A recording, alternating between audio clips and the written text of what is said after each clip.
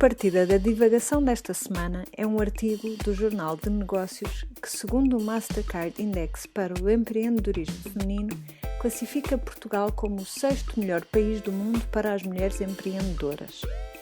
A Anitta fica imediatamente de antenas no ar e resolve dissecar este facto tão positivo e promissor.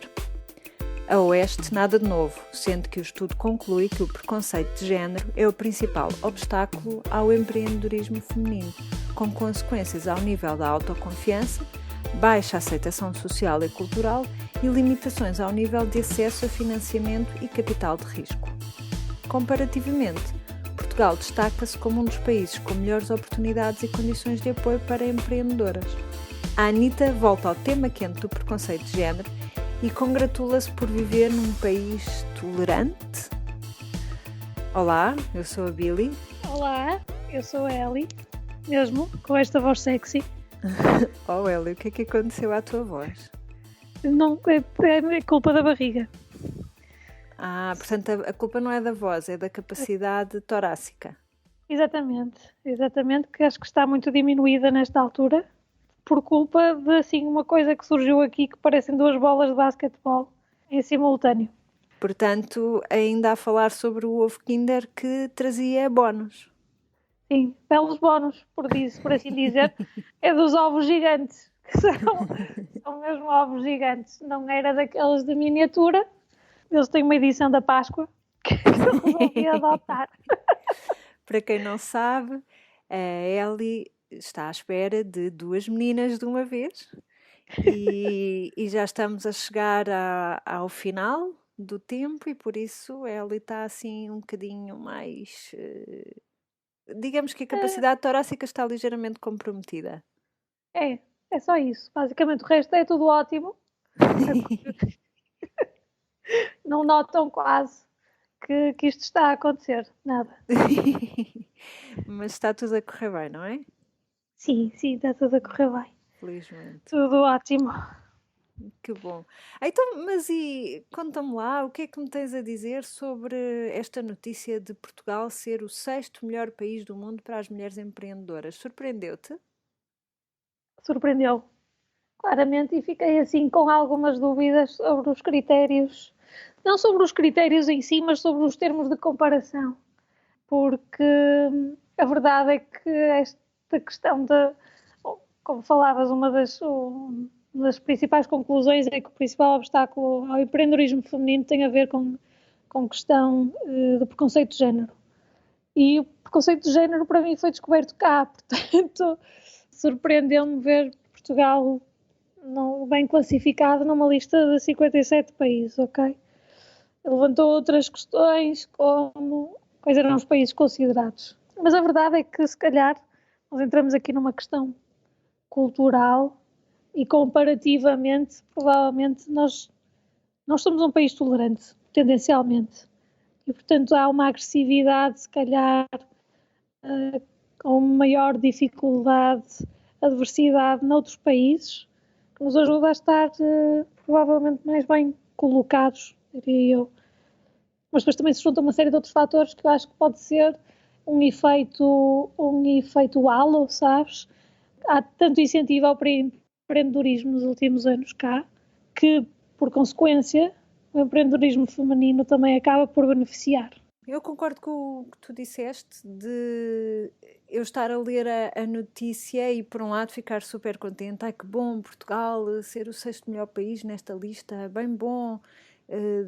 Se calhar foi aquela parte do nosso crónico complexo de inferioridade que celebrou o estar à cabeça de uma lista que não é negativa. Por outro lado, quase que não me reconheci nos aspectos que eram mencionados.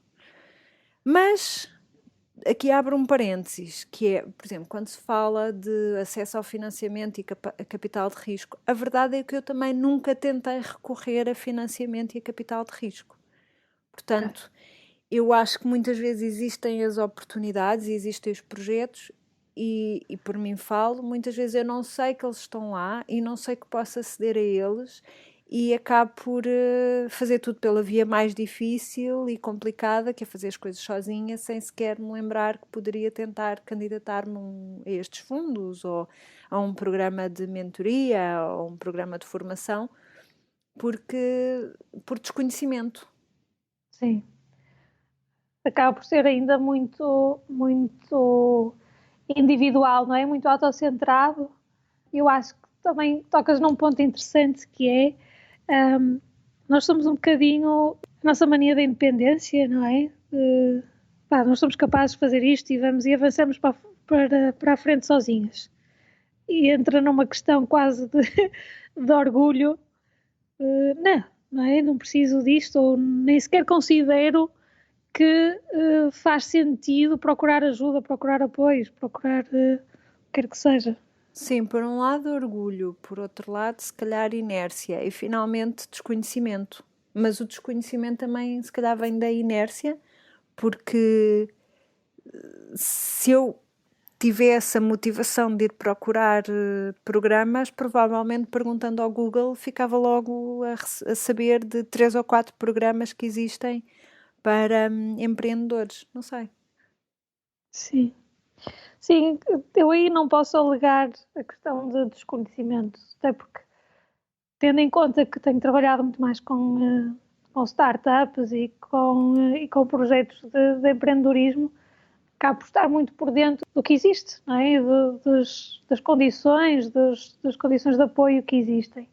Tenho visto também que há algum cuidado, digamos assim, ou algum enfoque em proporcionar ou em criar programas para empreendedorismo feminino, programas de apoio para empreendedorismo feminino, que é interessante, porque eu acho que acaba por ser quase um movimento, quase uma onda, também na sequência do que temos vindo a ver noutros setores ou noutros campos de economia, que seja a questão das cotas, por exemplo. Há um despertar para a questão de discriminação ou de preconceito, de desigualdade de género, e, portanto, há este incentivo, ou tenho notado mais este incentivo, que se enquadra depois em movimentos maiores, e, portanto, acho que se calhar também teve influência neste lugar que Portugal alcançou neste ranking. Quando tu estavas a falar das cotas, pensei, era mesmo nisso que eu estava a pensar.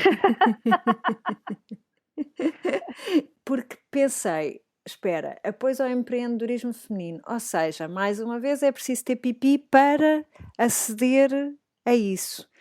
E por um lado é injusto, porque se calhas a ser empreendedor, mas não tens pipi, não podes aceder a esses Sim, mas são apoios. tão pequenos, ou seja, percentualmente, tu tens vindo a ver muitos apoios mesmo, ok? O empreendedorismo e o mundo das startups tem tido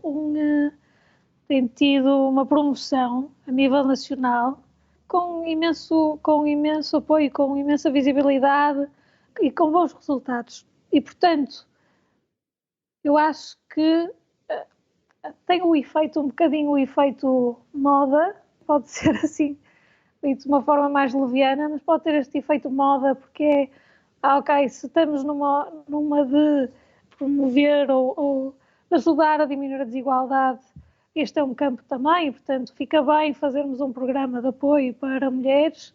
Não acho que seja injusto, porque são sempre relativamente menos do que existe a nível geral.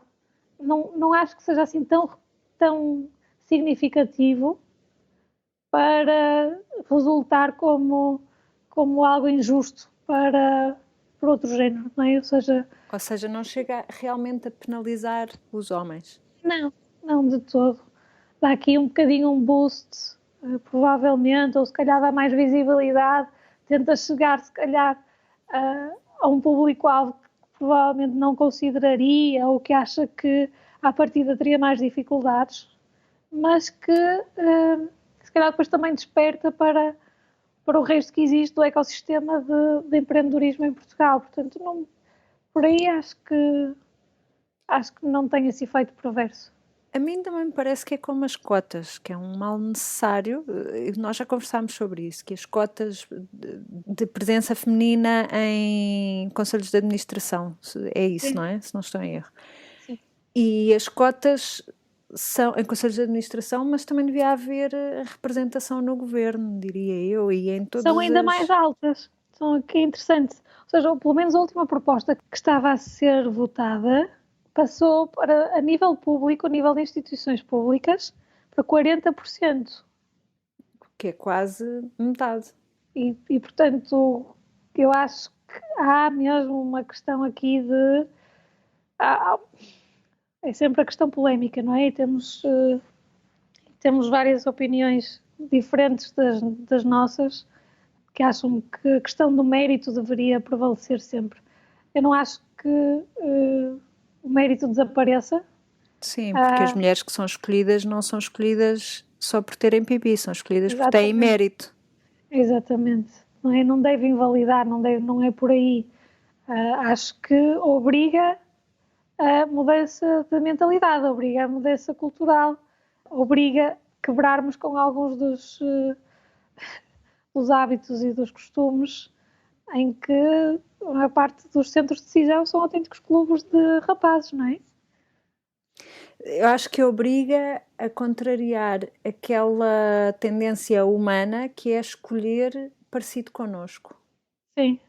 E como as posições de liderança continuam a ser maioritariamente ocupadas por homens, o que se vai fazer, e às tantas até nem é uma discriminação super consciente, não é isso, vamos escolher de acordo com aquilo a que estamos habituados, parecido connosco, ou eu estudei com esta pessoa, eu conheço esta pessoa e normalmente é igual a nós, ou muito parecida connosco.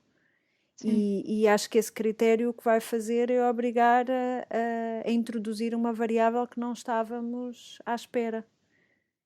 Sim, porque depois entras em campos quase no psicológico, não é? No domínio do psicológico, em que tu vais procurar também com quem te identificas mais ou com quem tu tens pontos, opiniões ou princípios ou valores ou opiniões mais próximas, não é? E portanto há ali aquela camaradagem também que acaba por ser muito natural, não é? Quando pensas em alguém que te está muito próximo. Sim, e acho que todos caímos nesse, digamos, vício em todos os níveis. Portanto, também não podemos ser tão perentórias a atribuir um dolo do género, não, eles são machistas porque só escolhem homens. Não, acho que são humanos, no fundo. E sim, por isso acho que sim, que é bom haver programas específicos para pessoas que são diferentes. Acho que acaba por ser também isso, não é? A sociedade também vai encontrando causas a partir do, não é? Vais resolvendo certas questões e outras vão se tornando mais proeminentes. Sim. Agora estamos muito numa hashtag #MeToo, que vai muito dentro deste movimento de empoderamento Gosto muito da palavra, faz-me pensar em Brasil, não sei porquê. Não se percebe. Não, mas esta questão, isto surgiu agora, mas porque tinha que surgir agora. Se calhar há 5 anos não poderia ter surgido da mesma forma. Não teria a mesma força que tem neste momento. Sim, é isso. Acho que tem a ver com evolução cultural, tem a ver com a evolução da sociedade, tem a ver com mudanças, com visibilidade que as várias minorias ou que os vários grupos de interesse também vão tendo ou não. É? E é uma questão que, se tudo correr bem, as próximas gerações já vão ter, vão avançar com uma mentalidade diferente, principalmente pela questão de que já vivem uma realidade ligeiramente diferente, não é? Quer dizer, para nós, se calhar houve ainda a transição entre as nossas mães e os nossos avós trabalharem, não trabalharem, ficarem em casa, terem uma série de direitos. Estamos a falar mesmo por exemplo, direito a voto, que é ainda muito recente, não é? Que depois para nós já começaram a ser direitos adquiridos, a normalidade, e que para as gerações seguintes ainda mais normal é. Portanto, o anormal será o propagar ou o manter-se estas desigualdades. E voltamos a um tema que também já abordamos aqui, que tem a ver com as novas gerações e o facto de serem muito mais movidos por causas. Eu não tenho termos comparativos em termos percentuais, mas a verdade é que uma das características das novas gerações passa muito por aí, passa muito por mais ativismo, por mais envolvimento em causas e, portanto, há aqui uma conjugação de fatores que pode ser muito interessante e que se nota em campos como o campo da cultura, da moda, por exemplo, em que há muito mais esta fluidez de género, que é muito interessante, não é? Porque mostra que tendencialmente estas questões de género poderão vir a quase desaparecer. É engraçado estares a falar da questão da próxima geração estar mais movida por causas, porque eu estou a reconhecer uma tendência semelhante nesta geração de negócios e de empreendedores.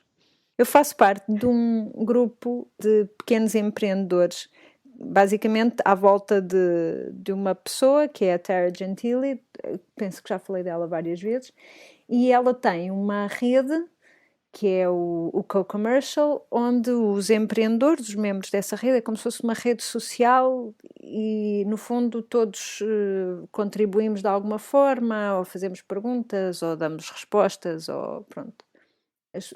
O princípio é que cada pessoa tem qualquer coisa para levar e para contribuir e para colaborar.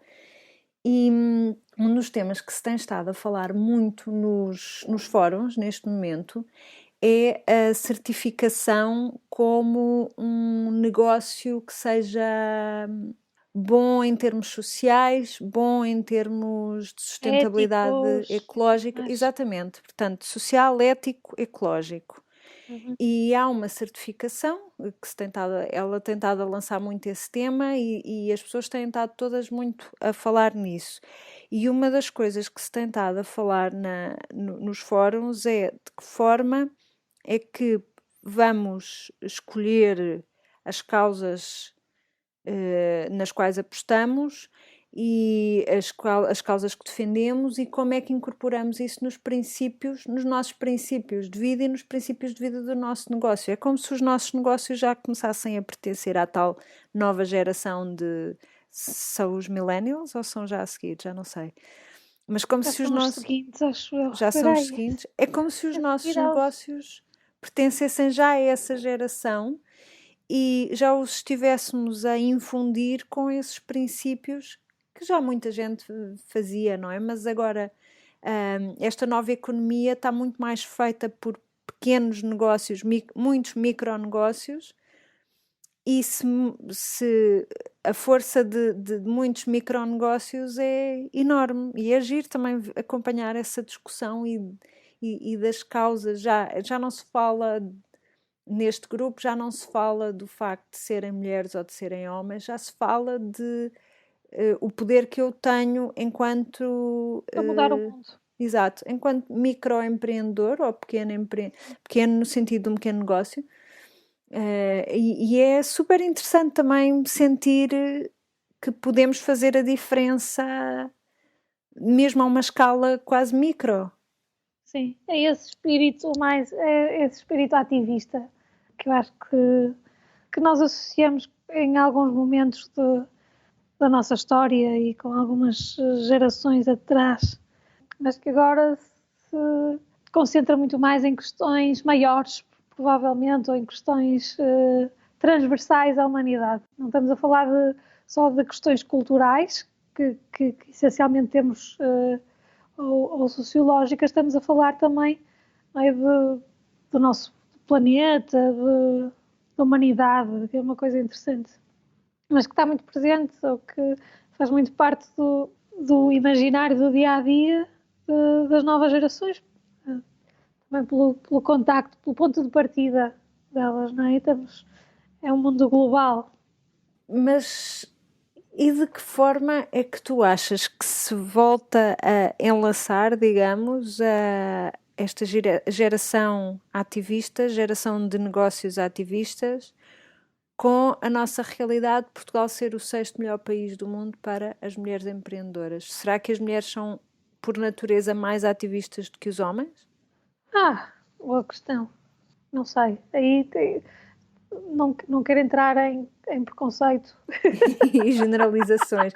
Mas é que Generalizações, aqui a questão logo em si já pressupõe uma generalização enorme, não é? Porque pôr todas as mulheres dentro do mesmo saco e todos os homens dentro do mesmo saco é uma grande generalização. A imagem que me surgiu imediatamente na cabeça foi: as mulheres historicamente fazem a gestão da microempresa que é a família, com tudo, não é? Portanto, a parte logística, a parte de gestão dos recursos, a parte de planeamento.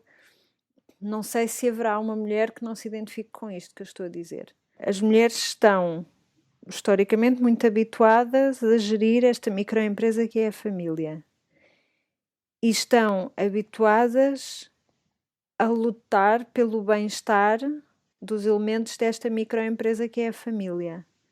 Se calhar isto faz com que o gene do ativismo seja mais trabalhado ou seja mais desenvolvido, porque, e é outra grande generalização, não é? Mas até há poucas décadas o papel do homem era ser o pai providente. E é uma missão relativamente fácil, nada que se compare com a missão atual dos homens, que é ser o pai providente e o pai presente. Sim. Portanto, falemos dos papéis tradicionais, não é? O homem é o pai providente e a mulher é a mãe que resolve tudo e que gera tudo. E que resolve os problemas logísticos e o planeamento e os recursos e não sei o quê. Provavelmente esse papel obriga as mulheres a terem que lutar, e nós somos muito boas a negociar em prol dos outros e a lutar em prol dos outros, e muito menos em nosso próprio benefício. E se calhar toca mais ou menos no mesmo género do ativismo, poderá ser? Eu acho que levantas um ponto interessante, que eu acho que se pode relacionar com alguns estudos ou alguma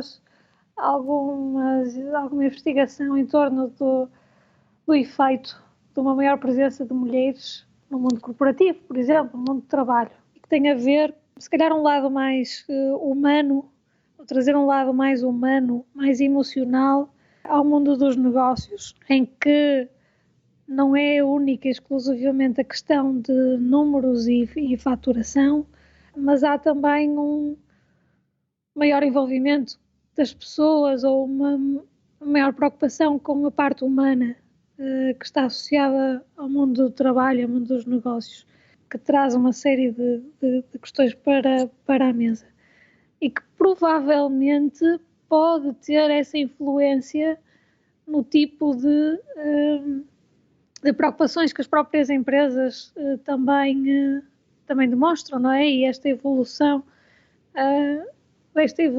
também para questões mais de ética e de responsabilidade social. E, portanto, na nossa geração, nas gerações muito próximas da nossa, eu acho que se calhar poderíamos extrapolar isso.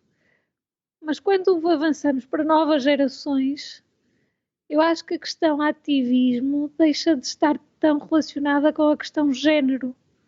Ou pelo menos não tenho esses dados do que tenho estudado sobre novas gerações.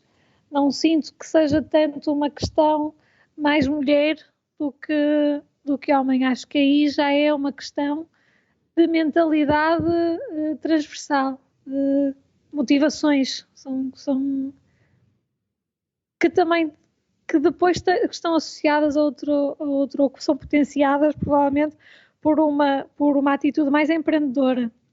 Em casos todos mostram que as novas gerações são ainda mais empreendedoras. Okay? Portanto, isso pode estar associado e cria depois um efeito, cria uma série de expectativas e de exigências para com as gerações atuais que estão mais em controle das empresas, das instituições e das entidades. Há aqui quase não é conflito, mas há um pressionar das gerações que está a colocar aqui que está a colocar alguma pressão, a forçar algumas mudanças interessantes. Uma das coisas que também vem no artigo e que me pareceu interessante é a percentagem de mulheres proprietárias de empresa face ao total. Mas aí tu vais levar com o meu ceticismo e cinismo todo assim, em força. Mal posso esperar. Porque eu fiquei assim, não, tipo, Portugal está no décimo lugar no ranking de países, destes 57 países que faziam parte do estudo, com maior número de mulheres proprietárias de empresas. E veio-me logo aquele lado sarcástico que eu gosto imenso, que é yeah, right, não é? Porque isto são aquelas questões de vou pôr o negócio no nome da minha mulher porque... não, pior que isso é que eu depois fui ver o ranking. E no ranking tu tens o Ghana em primeiro lugar. Mas... Não quero ser preconceituosa. Não quero ser, estou a ser, completamente. Mas espera, eu acho que podes ser preconceituosa provavelmente na Rússia. E lá está, isto é só preconceito. Olha, isto hoje é só preconceito. A gente pede já. É a Rússia em segundo lugar. São países onde normalmente nós vemos um lado de corrupção muito forte. Mas sabes que em relação aos países africanos e se calhar também em relação ao Vietnã, portanto aos países menos desenvolvidos, digamos, eu já li e não quero mentir, mas eu penso que tem a ver, devo ter lido naqueles artigos que falam do microcrédito e daquelas, acho que era o kiva.org e, portanto, plataformas de microcrédito. O que eles dizem lá é que emprestar dinheiro a mulheres empreendedoras, aliás, que acho que eles fazem sobretudo empréstimos a mulheres empreendedoras nestes países em desenvolvimento e preferem entregar o dinheiro às mulheres porque os homens vão gastá-lo em bebida, generalizando, ok? Estamos a generalizar. Mas que estatisticamente eles tinham muito melhores resultados entregando o dinheiro às mulheres do que entregando o dinheiro aos homens. Portanto, aqui no Ghana, por exemplo, eu associei a isso, mais do que associar a vou pôr a empresa em nome da mulher. Associei mais a isso. E parece-me que aí voltamos outra vez à questão de as mulheres estão habituadas a ter que fazer a gestão da microempresa que é a família. Portanto, o ir gerir uma outra empresa é um passo um passo que não é assim tão grande em relação àquilo a que já estamos habituadas a fazer todos os dias.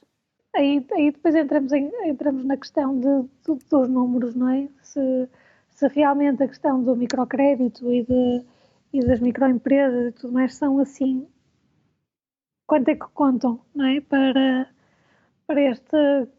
enquanto critério para este ranking. Eu confesso que levei completamente para o lado para o lado negativo da coisa. E que valha-me Deus, não é? Tipo, ceticismo ao máximo. Portanto, podemos dizer que tu és a Anitta eterna cética e eu sou a Anitta eterna otimista. És uma idealista que acredita melhor das pessoas e eu sou um bocadinho uma bitch que, pronto, não é? Não por ir nesses termos, eu diria mais cética, mas eu também sou a idealista, aquela que anda praticamente a ver estrelinhas por todos os lados e nunca vê os aspectos negativos e só quando os aspectos me embatem diretamente na cara é que eu e depois fico-me desiludida. Vamos chegar aqui a um ponto, vamos dizer que, pronto, por exemplo, Rússia, concordamos com o lado mais de corrupção. Portugal, eu tenho algumas dúvidas que faça parte do top 10, sinceramente.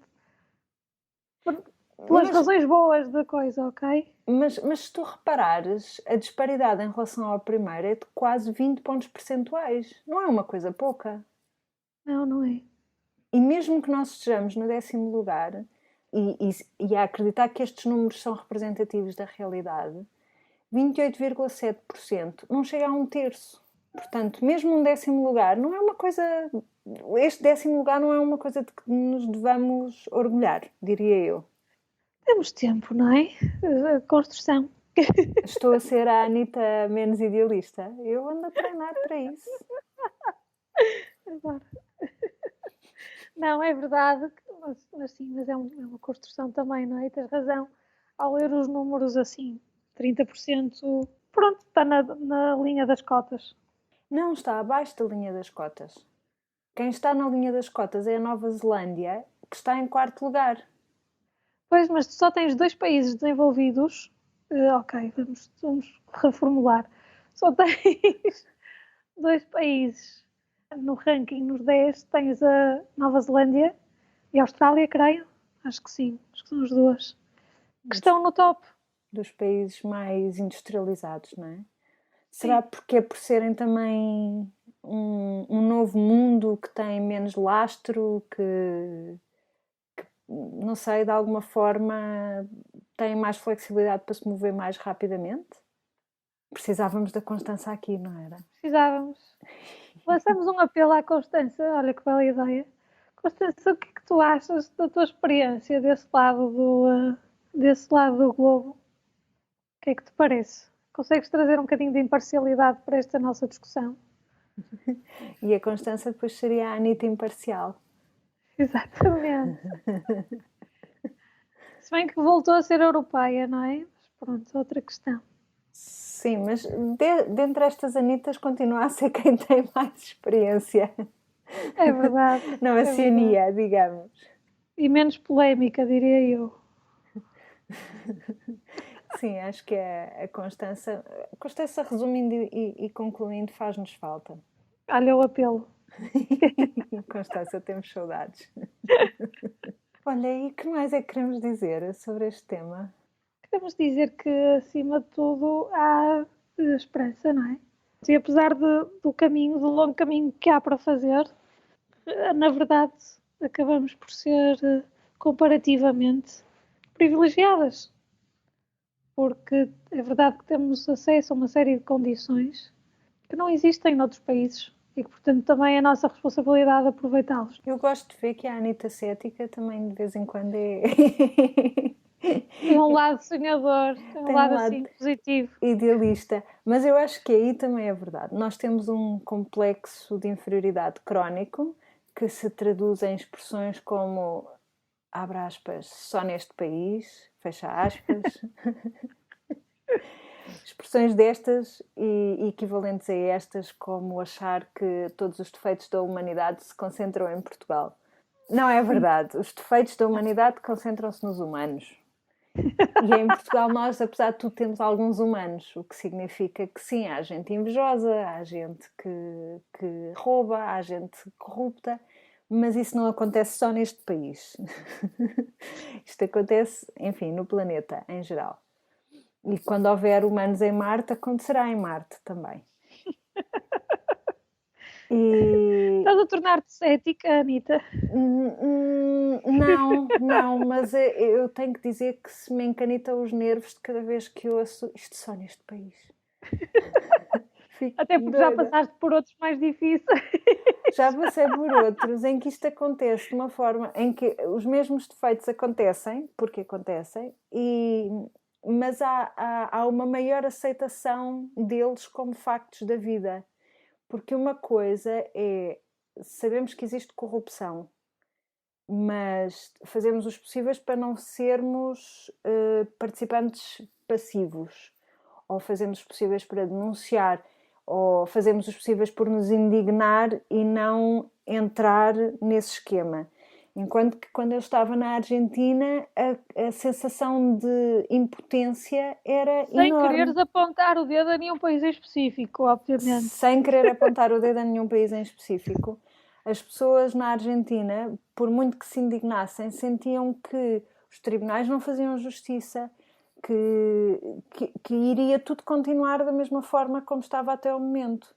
E nós, em Portugal, por muito que às vezes tenhamos a tentação de cair nisso, nós sabemos que há coisas a acontecer.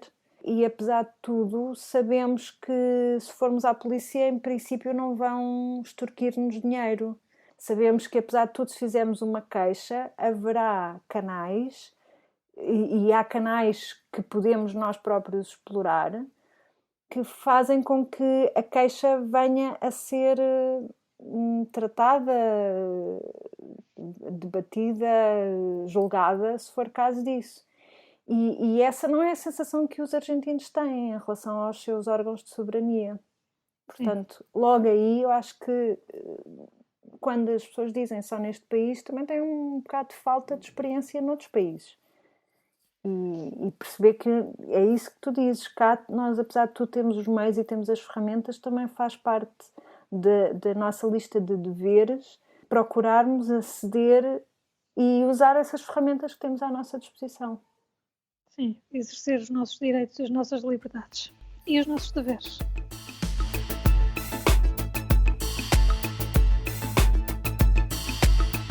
E na nossa rubrica O Carteiro Toca Sempre 2 vezes, temos aqui umas respostas a dar à nossa querida Naná, que nos deixou 2 comentários, tal como nós gostamos, longos.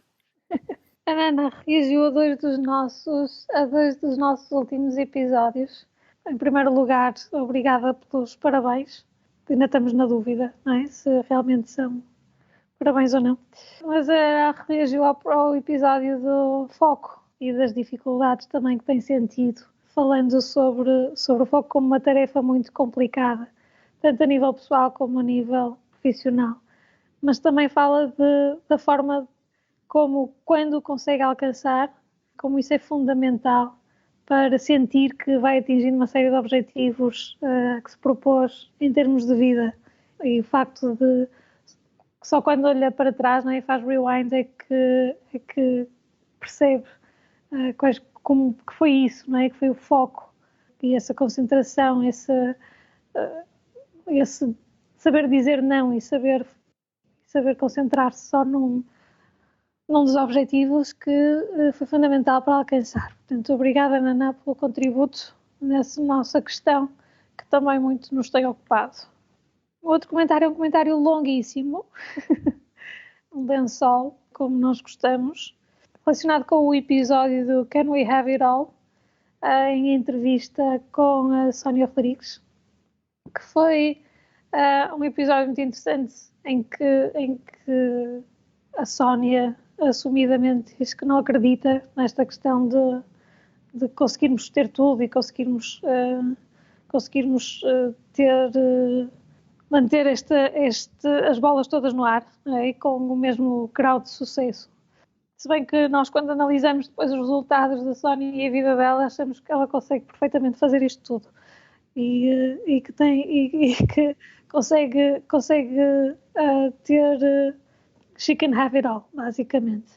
Mas a Naná também partilha o seu testemunho pessoal e fala da dificuldade de conseguir conciliar e conseguir ter esse respeito quase, ou esse apoio a nível profissional, sofrendo também muito da questão, um certo estigma pela questão de ser mãe e de deixar com que as questões familiares, as questões pessoais se imiscuam com o trabalho. E leva-nos a pensar um bocadinho também sobre a forma como não há muito apoio no meio laboral para se conseguir conciliar os dois campos, sendo que está mais do que comprovado que este equilíbrio é benéfico para os dois lados. E é isto em termos de comentários hoje. Eu quero aproveitar também para agradecer à Naná e aos seus longos lençóis, porque, para além de nos dar o seu testemunho, também nos fazem sempre pensar. Obrigada. Obrigada, Naná.